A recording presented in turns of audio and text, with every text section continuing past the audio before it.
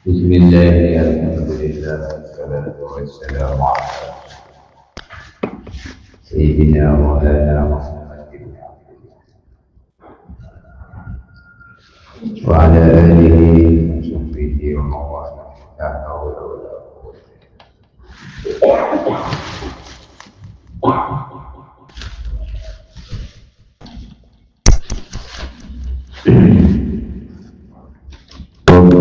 sadri wa yassir li amri wahlul 'uqdatam min lisani subhanaka la ilma lana illa ma 'allamtana. Alhamdulillah, kita bersyukur kepada Allah.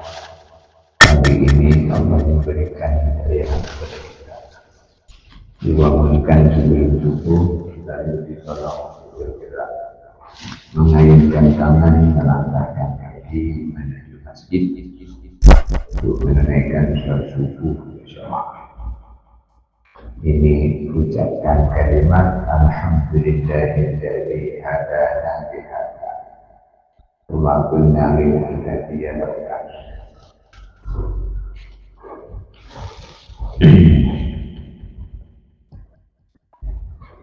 Wala sholatu qawmi tarafin muttasilin binajasin.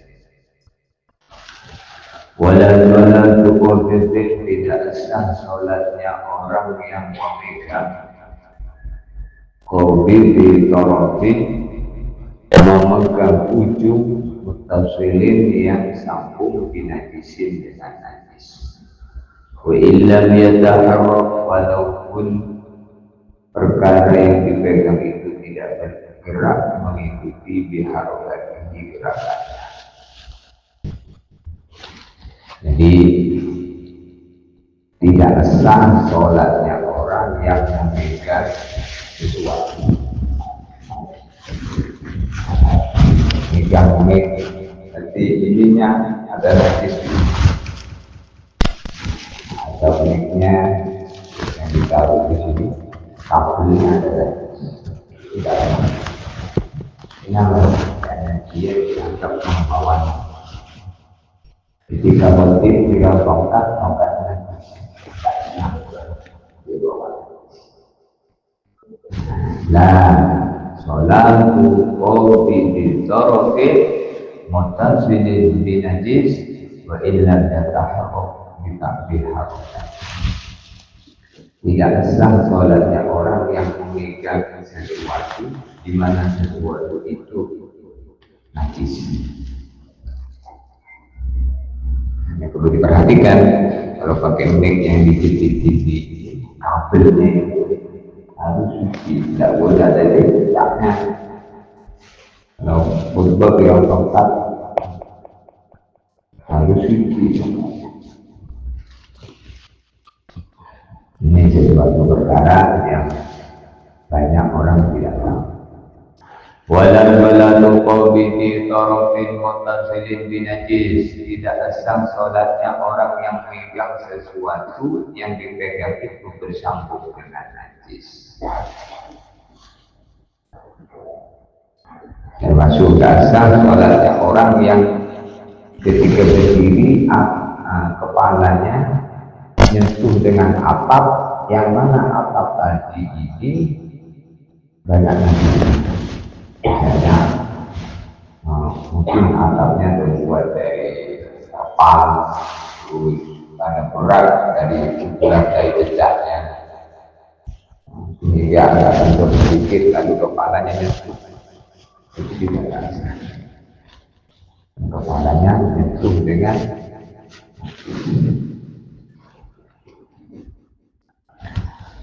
Laura mayuridu sholatan wa bizawbihi najisun ghayru ma'buwi lazimahu i'lamuhu.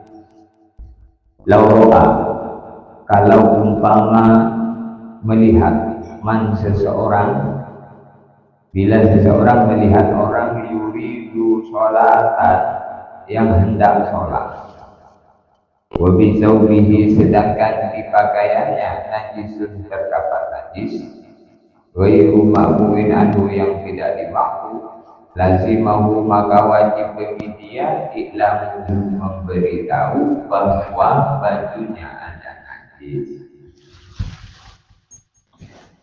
Lau aman yuridu sholatan, bila seseorang melihat orang ingin sholat, bisa sedangkan di pakaian orang yang ingin sholat tadi yang kita lihat itu najisun, terdapat najis yang tidak dimampu, lazimahu ilamuhu maka wajib bagi yang melihat untuk ngasih tahu. Najis atau bukan di bajunya, di kakinya. Ketika kita misalnya sholat di shop 2, barisan shop 2, lalu di depan kita yang di shop depan di kakinya ada najis, maka wajib kita ngasih tahu. Kapan ngasih tahunya? Setelah selesai sholat. Kalau tahunya di tengah-tengah sholat, kalau tahunya sebelum sholat, ya kasih tahu. Nanti ada yang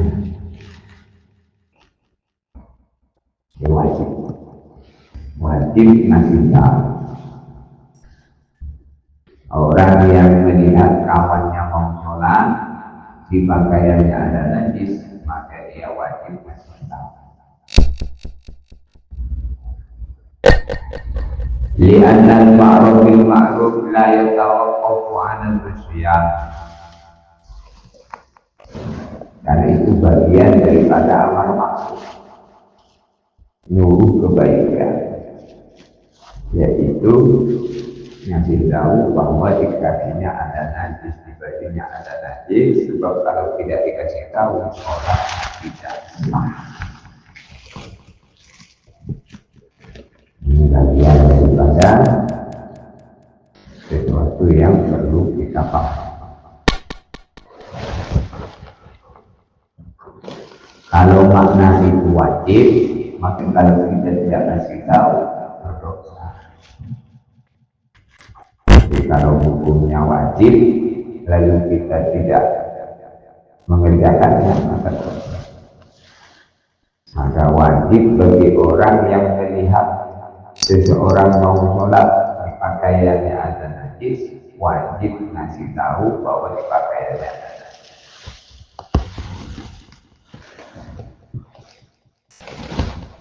Nah ini kaitannya banyak, bukan sesuatu itu.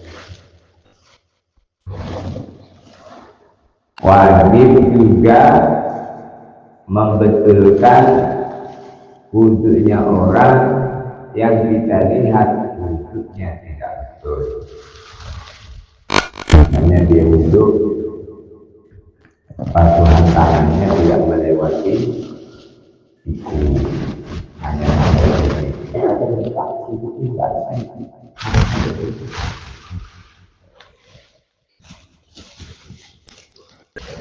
dari sinilah bagian daripada perkara yang ditanya oleh baginda Nabi kepada malaikat Jibril alaihissalam. Di suatu hari Nabi bertanya kepada malaikat Jibril, an ashabil ilmi.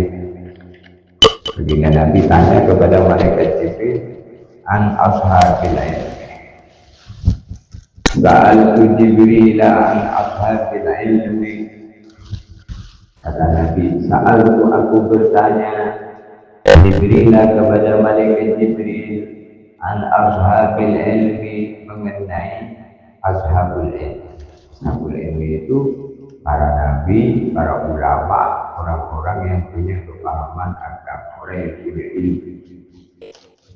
Faqala maka Jibril menjawab, mereka siraju ummatika, lampu umatmu di dunia wal akhirati dan di akhirat. Ahli ilmu itu kata malaikat Jibril, mereka adalah lampu umatmu di dunia dan di akhirat. Lampu itu sebagaimana lampu penerang tempat yang gelap. Tuba betul-betul liman bagi orang arafahum yang mengerti, mengenal mereka. Wal wailu dan kecelakaan liman angkarohum wa abghadahum, celaka bagi orang yang membenci mereka. Jadi di dunia ini orang itu bertingkat-tingkat. Nah, Imam Al-Ghazali disebutkan di dalam kitabnya bahwasanya rajulun ala arba'ati tabaqat, orang itu ada 4 tingkatan. Rajulun yadri wa yadri annahu yadri.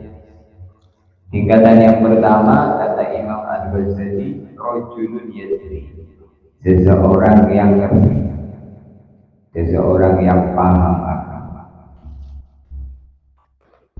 Wa yadri annahu yadri, dan dia paham atas kondisi dirinya bahwa dirinya orang yang paham agama. Maka dia wajib menyampaikan ilmunya, memberikan pemahaman kepada umat. Tidak boleh diam dia.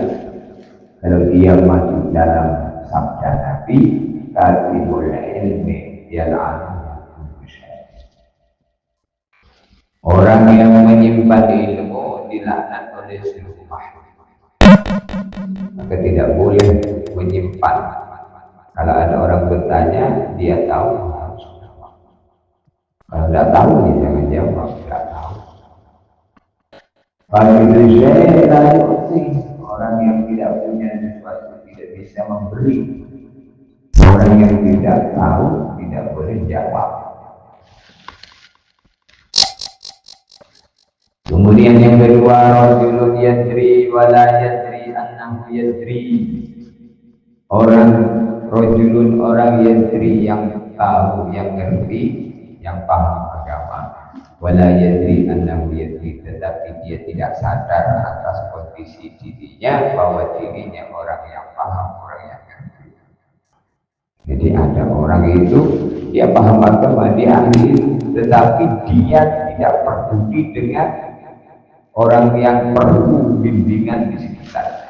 Ini padahal huwa na'im fa'aikidhuh, maka dia seperti orang tidur, maka bangunkan dia supaya dia bangun, karena nanti kalau dia bangun dia akan memberikan penjelasan kepada umat.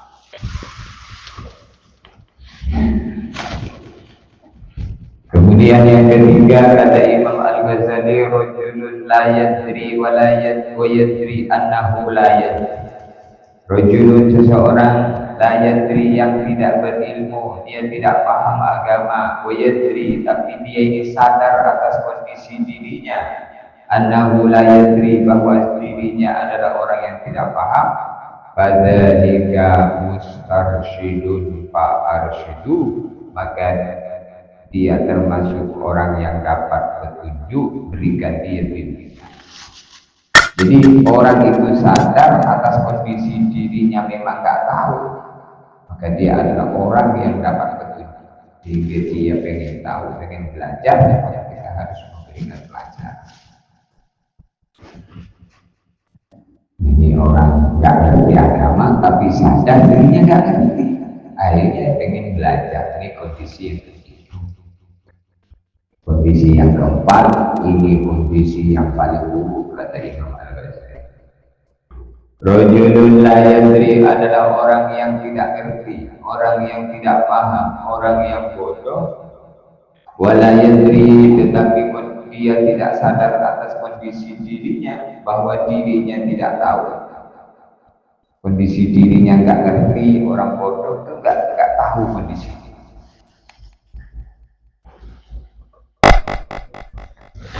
Maka dia ini adalah orang yang rajulun la yadri wa la yadri annahu la yadri. Orang tidak tahu tapi sok tahu. Nah ini yang keempat.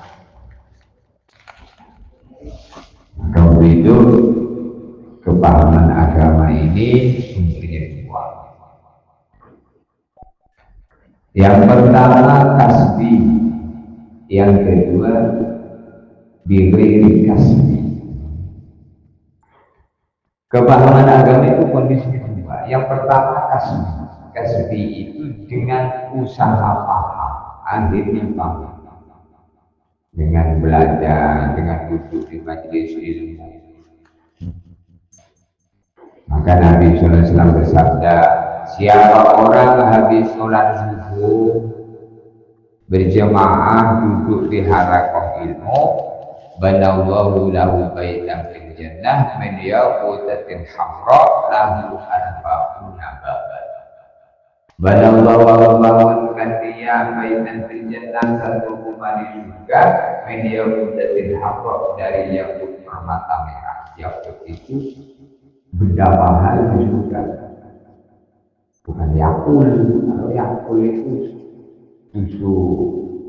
susu kecut itu yakul. Media putatin hamra, dari batu permata merah, lalu arba'una baban, rumah itu punya 40 pintu.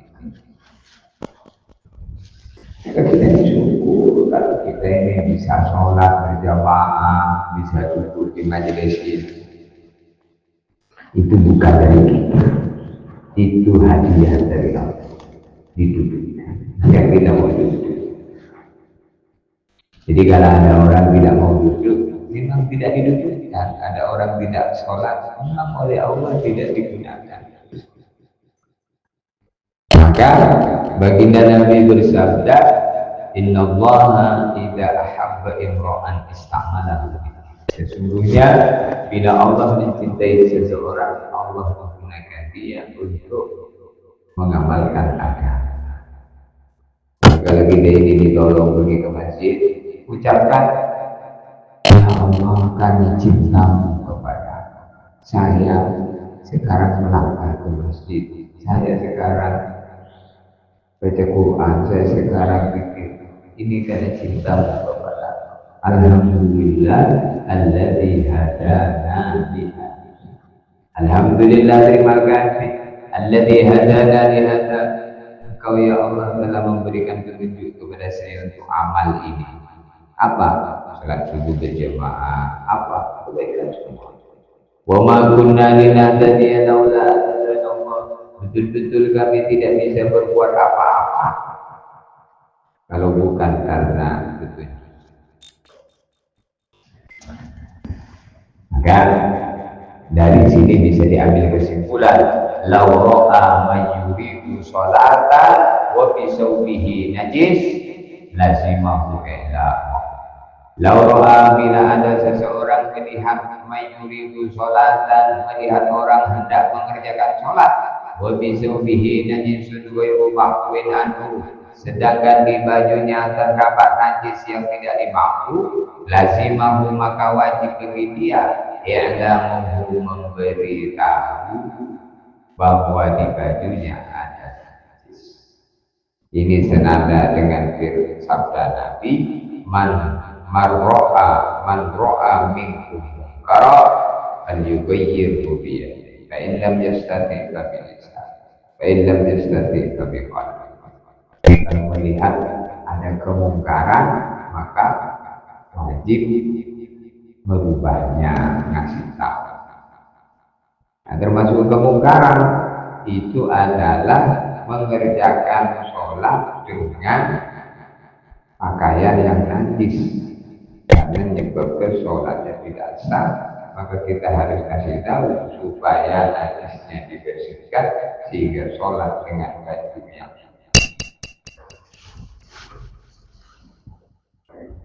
Jadi tugas kita itu ngasih tahu. Ada orang yang dikasih tahu terus mengikuti, alhamdulillah. Enggak mau mengikuti, kita sudah lepas dari tanggung jawab. Misalnya dikasih tahu, Pak, di bajunya ada tai, di kakinya ada tai ayam. Kita ngasih tahu gitu. Terus dia bilang, apa hubungannya? Saya mau ada tainya. Bukan begitu, Pak. Bapak itu suci kakinya, nanti sholatnya nggak sah. Urusan sholat, urusan Allah. Bukan gitu, Pak. Bapak itu sholat harus pakai tertib. Kaki Bapak itu ada najis yang Bapak kalau sholat apa nggak sah. Bukan saya ini Tuhan. Saya juga sama seperti Bapak. Tapi tertibnya orang sholat, kalau orang sholat kakinya harus suci. Nah di kaki Bapak ada najis. Tapi kadang ada orang yang ini, tidak apa-apa ya. Itu adalah pas. Diingetin orang itu tidak harus orang yang kita diingetin itu mau tidak mau kita tetap dapat.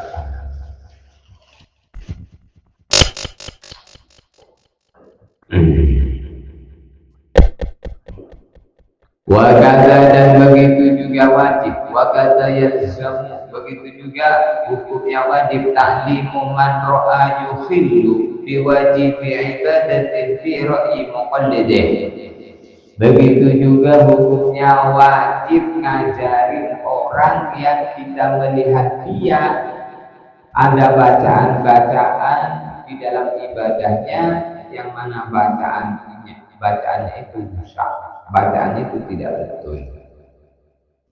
Misalnya kita ini mendengar orang sholat bacaan Fatihahnya itu tidak betul, kita wajib sholat. Misalnya dia membaca Alhamdulillahi Rabbil Alamin, jadi baca Alhamdulillahi Rabbil Alamin misalnya. Rohnya jadi Robin jadi Robin, alamin jadi ngalamin. Nah itu kita yang mendengar wajib ngasih tahu dia. Bagaimana cara ngasih tahunya? Empat mata, jangan di majelis umum. Kalau nggak boleh. Jadi kita harus menempatkan posisi. Wagada begitu juga hukumnya yang semua wajib ta'limu man ngajarin orang ro'ahu yukhillu biwajib ibadatin fi ra'i muqallidih, ngajarin orang yang kita melihat dia membaca bacaan-bacaan yang bacaannya itu menyebabkan ibadahnya rusak, ibadahnya tidak sah. Wajib kita ngajarin. Jadi adapun setelah kita ajarin dia terima atau tidak itu urusan. Jadi tugas kita itu hanya memberikan penjelasan. Penjelasan diserta diterima dipahami itu bukan urusan kita. Maka Nabi Sallallahu Alaihi Wasallam beliau bersabda, "Ma'ana illa muballigh." Tidaklah saya melainkan hanya muballigh, penyampai. Wallahu yu'ti, dan Allah yang memberi kepahaman. Jadi kita tugasnya menyampaikan, memberikan pelajaran.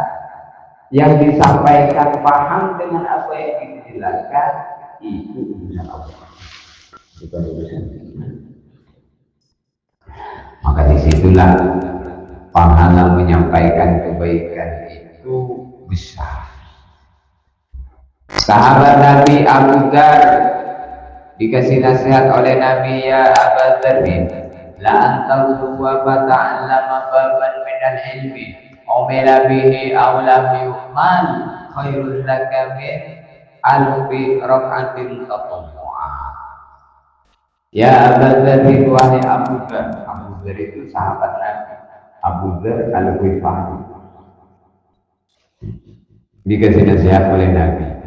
Ya Abu Dzar, wahai Abu Dzar, la anta huwa, sungguh kamu di pagi hari datang lalu bangun, fata'allama lalu kamu belajar, baban minal ilmi, satu bab daripada ilmu, umila bihi aw lam yu'man, ilmu yang dipelajari satu bab tadi diamalkan ataupun tidak, khairul laka min ibadati alfi rakaat, itu pahalanya lebih besar daripada sholat sunnah 1000 rakaat. Itu kata Nabi, kata Abu Dzar, kita ini sekarang belajar ini duduk-duduk seperti ini pahalanya besar, lebih besar dari sholat sunnah 1000 rakaat. Mana ada kita mampu sholat sunnah 1000 rakaat? Sholat tarawih aja masih didiskon dari 20 menjadi 11. Itu pun masih didiskon lagi cepat. Di kita itu banyak diskon.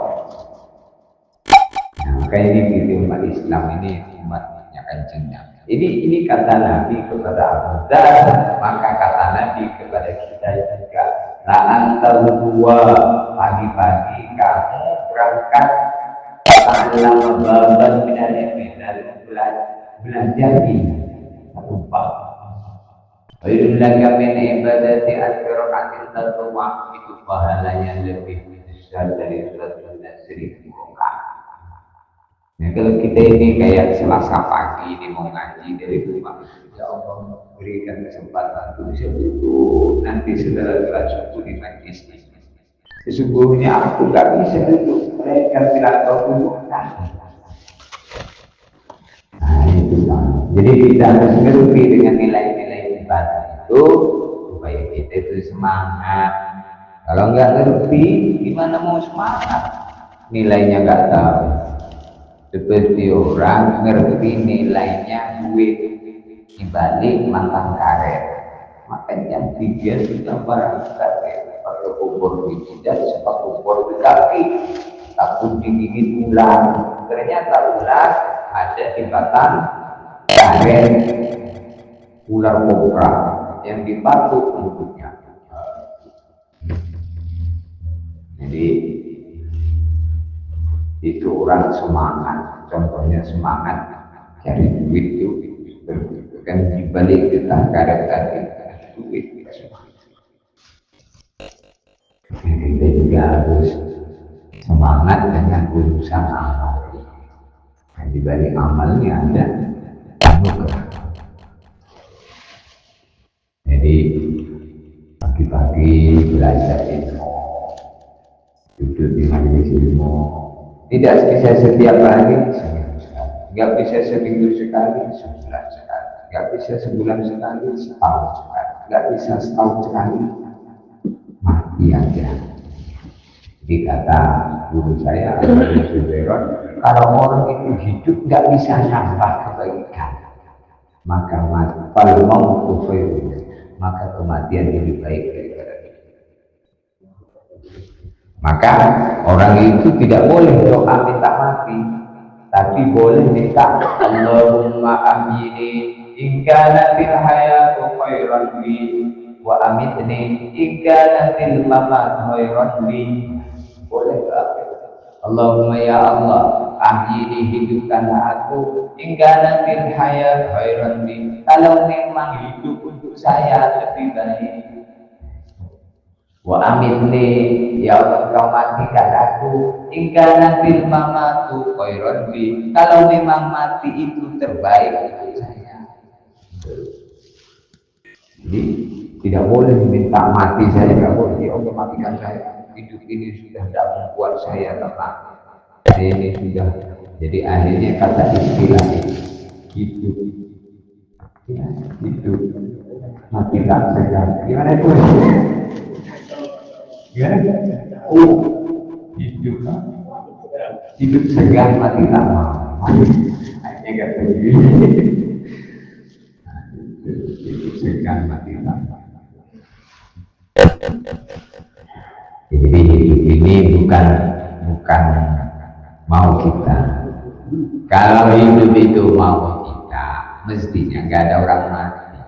Karena semua orang maunya hidup terus. Mana ada orang mau mati? Tetapi ternyata ada juga kematian, kehidupan. Itu yang dijelaskan Allah dalam Al-Quran. Tabarakalladzi biyadihil mulku wa huwa ala kulli syai'in qadir. Alladzi khalaqal mauta, dialah Allah yang menciptakan mati, wal hayata, menciptakan hidup, liyabluwakum, supaya Allah menguji kalian, ayyukum ahsanu amala, siapa di antara kalian yang terbaik amalannya, siapa di antara kalian yang terbaik hubungannya dengan Allah. Kita selalu berada dalam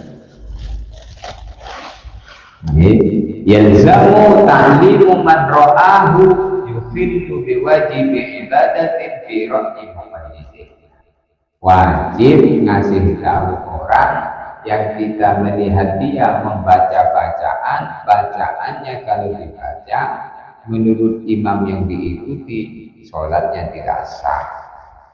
Misalnya dia tidak baca bismillah, menurut Imam Syafi'i kalau orang tidak baca bismillah Fatihahnya tidak sah.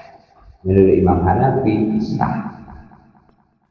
Jadi kalau kita ini mazhabnya mazhab Syafi'i, maka Fatihahnya ada bismillah. Jangan terus tiba-tiba pulang dari Mekah Fatihahnya bismillahirrahmanirrahim. Jadi yang wajib baca bismillah itu dalam Fatihah. Kalau dalam baca surat tidak apa-apa. Misalnya waladhdallin amin. Setelah itu langsung qul huwallahu ahad Allahu shomad. Tidak ada bismillahnya, tidak apa-apa. Kalau selain surat Fatihah. Kalau Al-Fatihah ini menurut imam kita wajib baca Fatihah. Karena bismillah ayatun minha, bagian daripada ayat Fatihah. Jadi kalau kita melihat ada orang bacaannya nggak betul, maka kita wajib membenarkan. Makanya kalau kita ini baca Quran, bacaan kita tajwidnya tidak betul, bacaannya nanti. Tidak boleh dikeraskan, karena orang yang mendengar wajib membetulkan. Ya kalau kita siap dibetulkan. Kalau ada orang membetulkan dengan kita, terus kita sok ngerti, nah itu dia susah. Jadi tengkar. Nah, itu kalau siroton bukan siroton. Kalau siroton itu sin, itu siroton. Emangnya tadi aku baca apa? Baca dulu siroton. Ah, kamu itu yang nggak dengar. Aku sudah betul. Nah itu kacau. Jadi belum tentu orang itu siap dibetulkan. Tak semua orang siap dibetulkan. Dan orang siap dibetulkan itu bagian daripada dia dapat petunjuk. Kalau orang tidak dapat petunjuk, nggak bisa, nggak siap dibetulkan. Terserah saya, ini ibadah saya, bukan ibadah kamu. Aku maunya begini, kamu tidak usah mikirin saya, pikirin kamu. Wah itu bahaya. Jadi ini apa namanya? Yalzamu ta'limu man ra'a yukhillu biwajibi ibadatin fi ra'yi muqaddisih. Di bagian dari perkara yang kita wajib membetulkan kalau kita mendengar orang baca Quran, bacaannya itu wajib. Jadi wajib membenarkan bagi yang tahu bahwa ada orang perlu dibetulkan. Disinilah menunjukkan bahwa tabaqatul insan fi anwa'in mukhtalifah. Tingkatan-tingkatan manusia itu dalam ragam yang bermacam-macam.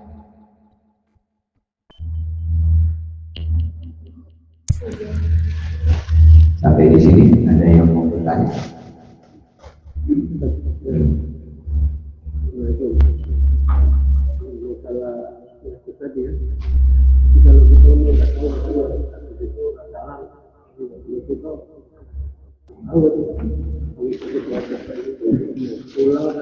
Ya, jadi kalau ada orang sholat dalam keadaan sebelum sholat nggak tahu kalau di kakinya ada najis. Lalu kemudian setelah salam tahu, setelah salam tahu, maka ulangi sholatnya. Kalau tahunya sesudah sholat berikutnya, ini sholat subuh nih, tahunya setelah zuhur tadi, maka subuh ini dikodok. Baik tahu sendiri atau karena dikasih tahu. Contohnya tahu sendiri, misalnya dia pakai baju, yang baju itu dia yakin kemarin najis, salah ngambil baju ini, saya tadi sudah subuh, ini kena percik hewan korban kemarin, saya pakai lagi, maka subuhnya wajib dihilangi. Lagi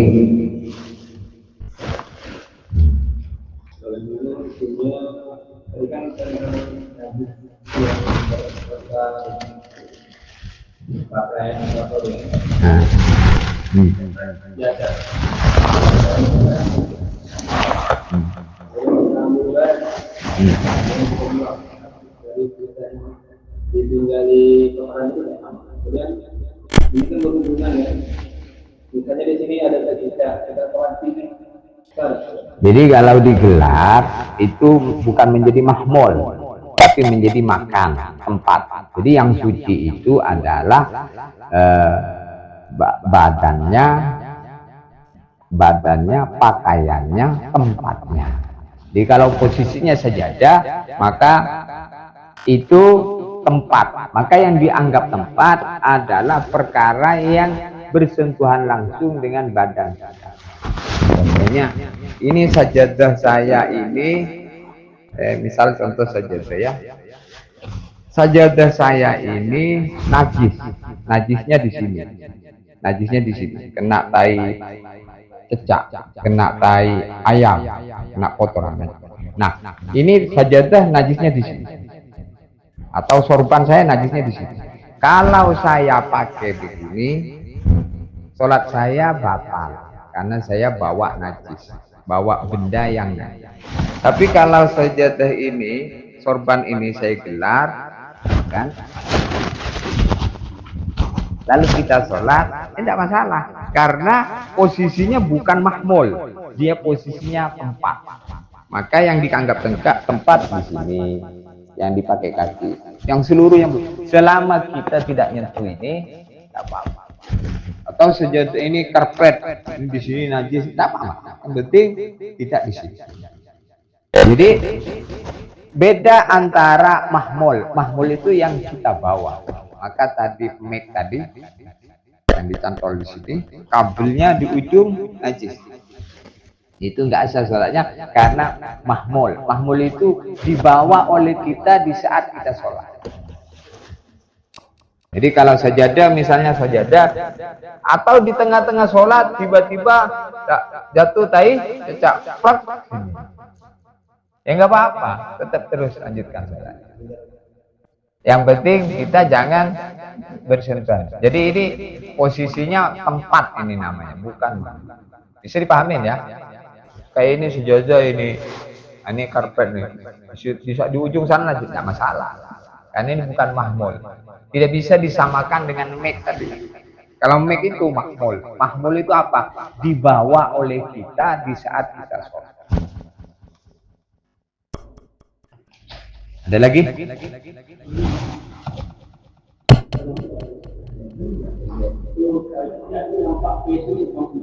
Ya. Ya.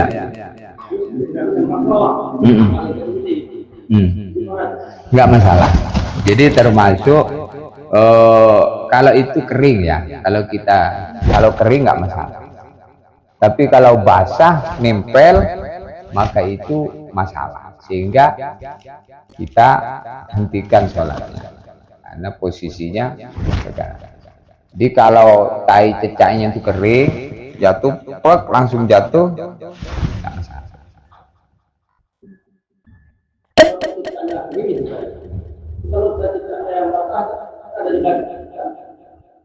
Iya, kalau basah kan nempel. Ya.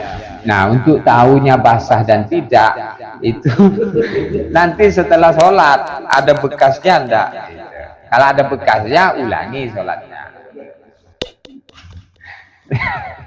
Jadi tahu kering dan basah tadi ketika ada perkara yang nempel. Kalau kering kan tidak ada nempel, maka sholatnya sah. Bahkan disebutkan dalam kitab I'anah itu, kalau orang sholat terus kejatuhan tai cecak, maka boleh dia membuang seketika. Jadi kalau nyangkut, langsung. Tidak boleh dibiarin. Kalau dibiarin, maka batal. Atau misalnya sholat di pecinya terasa ada cecak jatuh, gitu. Terasa, langsung dia buang pecinya gitu. Tidak apa-apa. Pas ditengok memang betul. Tapi kalau tidak dibuang, tidak dijatuhkan, setelah salam, assalamualaikum, assalamualaikum, ditengok, wah, tai cecak. Maka kita ulangi sholat. Ini contoh ya. Contoh hukum itu begitu. Menunjukkan bahwasanya ibadah itu ada aturan main. Tidak bisa terserah saya. Ada tertib.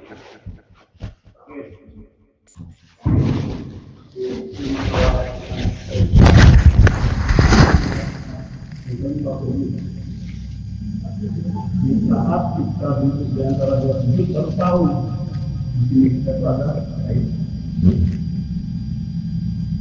Begitu kita tahu harus keluar untuk, tapi harus dibuka. Tapi untuk menjaga sah tadi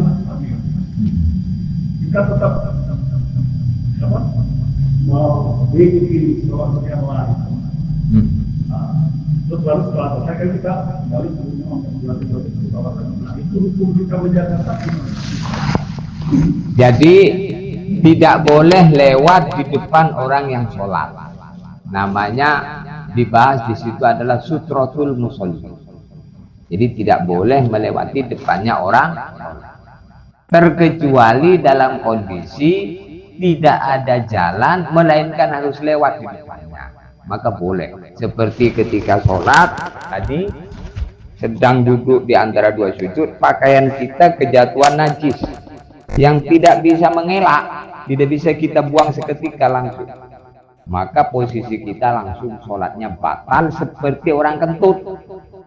Tengah-tengah sholat, kentut. Itu nggak boleh dilanjutkan sholatnya, mundur ke belakang banyak orang. Akhirnya diam-diam baik karena kentutnya tidak bunyi. Nah, ini contoh gambaran persamaan.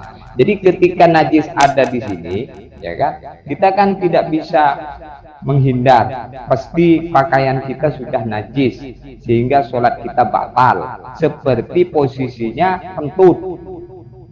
Kita mau keluar nggak bisa melewati karena kita ada di sop depan. Maka kita boleh melewati depan itu, boleh kita melewati depan itu.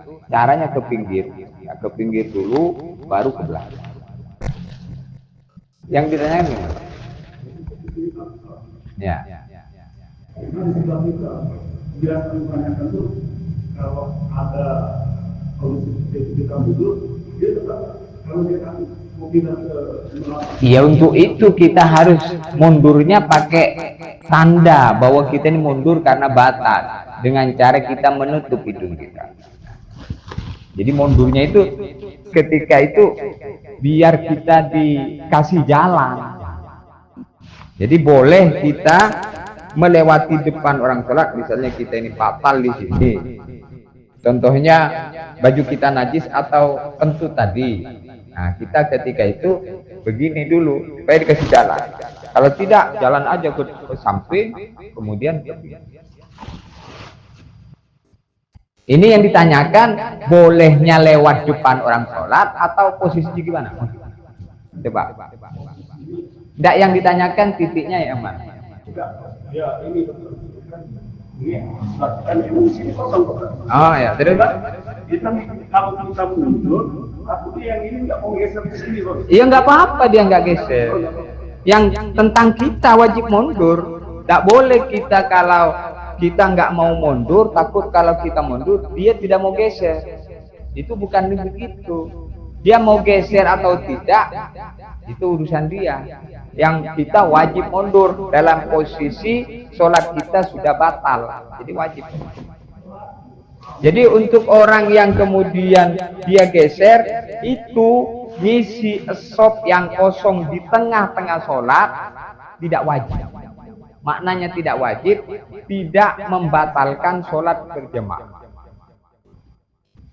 Jadi ada orang itu kalau mau sholat depannya kosong, dia tidak mau maju, mulai dari sebelum sholat depannya sudah kosong, dia membiarkan shop depannya kosong, kemudian dia sholat sendirian atau sholat bersama shop di belakang, sedangkan di depan masih ada shop yang kosong. Dari sejak sebelum takbir, maka sholat dia sah tapi tidak mendapatkan fadilah berjamaah. Dia seperti orang yang sholat sendirian di shop. Nah, ini kalau kosongnya sebelum sholat. Adapun ketika tengah-tengah sholat, ketika kita sholat, di depannya ada orang yang mundur karena posisi tadi, posisi batal wudhu, karena kentut pakaian najis, dia mundur. Maka kita tidak wajib maju ke depan untuk ngisi shop depan, karena posisinya di tengah-tengah sholat. Maknanya tidak wajib, dia tetap sah berjamaah. Tetapi kalau dia maju, boleh. Bukan wajib, boleh. Misalnya dia mau ngisi shop depan, maka langkahnya setiap 2 langkah berhenti, tidak boleh langsung sambung. Nah, begini. Tidak boleh jalan kayak orang di Mekah itu, di Madinah itu begini jalan. Nah, kalau orang pergi haji umroh itu beda, mazhabnya beda. Jadi itu paham ya maksudnya? Ada lagi? Masya Allah. Boleh. Orang pernah alami. Jadi setelah itu mau wujud datang jemaah yang masuk di samping kita. Dia langsung keluar di dalam sholat ya. Sholat dia bergerak pertama itu. Ya, bukan dapat ya, itu. Baru gerakan kedua, baru bareng dengan gerakan imam itu imam. Jadi orang itu dihitung mendapatkan 1 rakaat di dalam sholat berjamaah selama dia mendapatkan rukuknya imam. Kemarin sudah dibahas ini. Jadi dihitung mendapatkan 1 rakaat, makmum itu dihitung mendapatkan 1 rakaat kalau dia nyempatin bergabung dengan imam dalam ruku. Di posisi sudah ruku, baru makmum datang ya. Ini imam ini sudah ruku, baru makmum datang. Maka makmum ini tidak usah baca Fatihah, cukup baca takbiratul ihram, kemudian langsung ruku. Allahu Akbar, langsung ruku.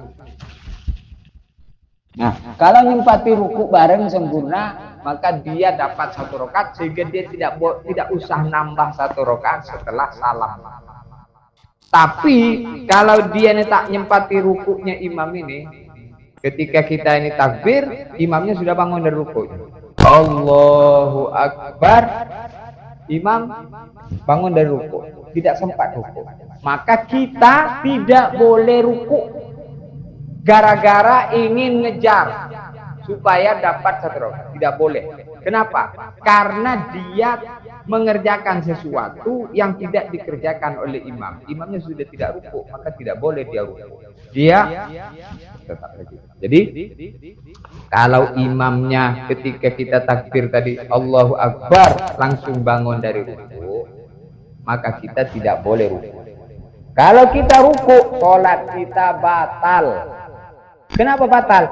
Karena kita mengerjakan sesuatu yang tidak dikerjakan oleh imam. Jadi langsung i'tidal begini, langsung kemudian sujud, ikut sujud. Nah, nanti ketika salam, imamnya salam, nambah 1 rakaat. Nah, Jadi tidak boleh ngejar itu. Jadi kalau imamnya sudah tidak ruku, maka tidak boleh. Ini kadang itu dia banyak begitu. Ketika imamnya sudah bangun ruku, dia terus ngejar. Nah, ini tertib dalam sholat berjamaah. Jadi seperti itu. Jadi kalau nyempati imamnya ruku, maka dapat satu rakaat. Kalau imamnya tidak sempat ruku, maka itu jangan ruku. Sudah tidak dapat satu rakaat. Imam masih ruku gitu kan? Masih mengejar, imamnya tidak. Nah ya itu tadi. Gilanya tuh ruku kan? Dia masih ruku gitu kan? Imamnya tidak. Jadi ikut itidal, jangan dilanjutkan rukunya. Jadi itu berbarengan. Kok dia berdiri gitu? Jadi nggak kejar saat. Jadi kita tidak gitu. Iya langsung bangkit, jangan lanjutkan.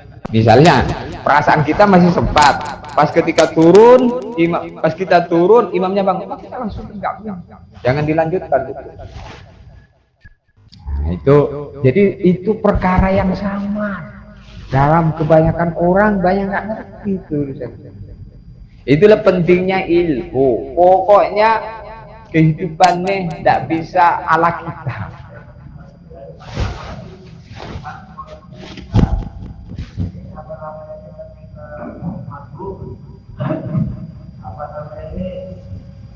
Sudah akhir itu kan? Salam. Saya jamaah itu ada 2 orang. Kan dirinya kan ini masyarakat gitu kan? Kita perlu tempuh atau langsung duduk aja? Saya atau bahkan mau salam. Nepuk siapa? Karena kita mau bermakmum dengan dia. Kita ini sudah datang, imam sudah salam. Kalau belum salam, ya ikuti imamnya. Jangan ngikuti makmum masbuknya. Kalau kita ini mau ngikuti makmum masbuknya, berarti ketika makmum masbuk itu saat imam salam kan ada yang berdiri nambah. Nah kita mau bermakmum sama dia, boleh kita tepuk dia. Tapi kalau masih posisinya tasyahud belum salam, siapa yang mau ditepuk? Tidak ada yang ditepuk karena kita ngikuti imam itu. Jadi kita langsung takbir, langsung turun tasyahud.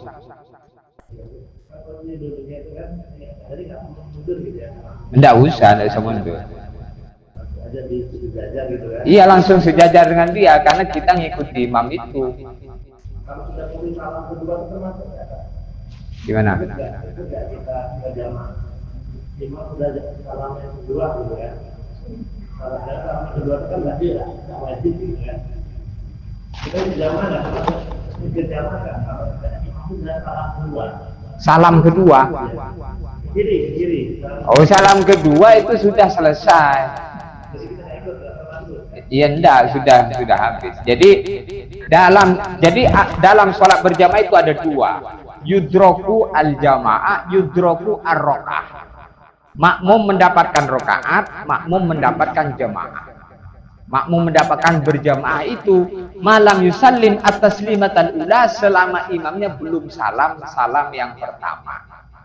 Jadi sebelum salam yang pertama terus makmum bergabung dengan imam, maka dia mendapatkan jamaah, maksudnya fadilahnya sholat berjamaah selama imamnya belum salam yang pertama, sebelum salam yang pertama. Berarti kalau sudah salam yang kedua atau bahkan salam yang pertama sudah putus, imam itu nggak bisa kita ikuti.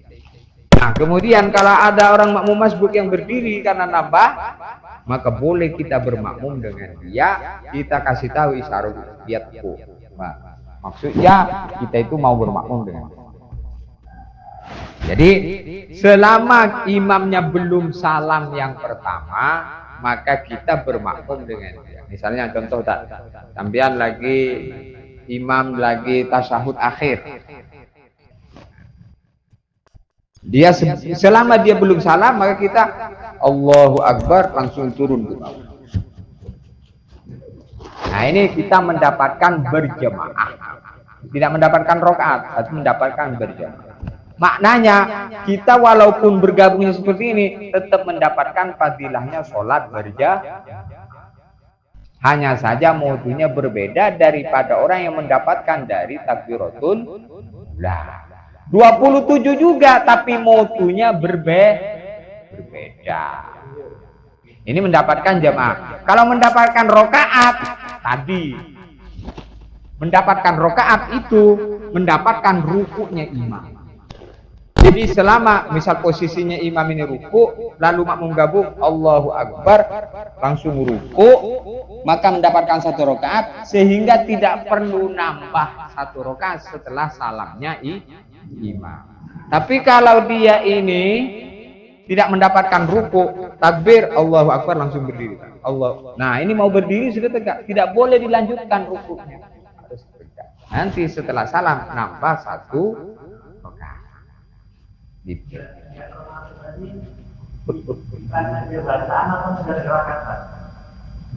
Tidak boleh ngejar bacaan.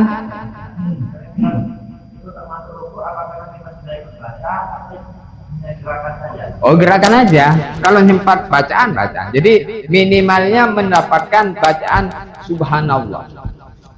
Subhanallah. Jadi nyempati ruku walaupun tidak sempat membaca tasbih dalam. Hadanallahu wa iyyakum, semoga pembahasan hari ini pembahasan yang menambah ilmu dan kepahaman bagi kita semua. Assalamualaikum warahmatullahi wabarakatuh.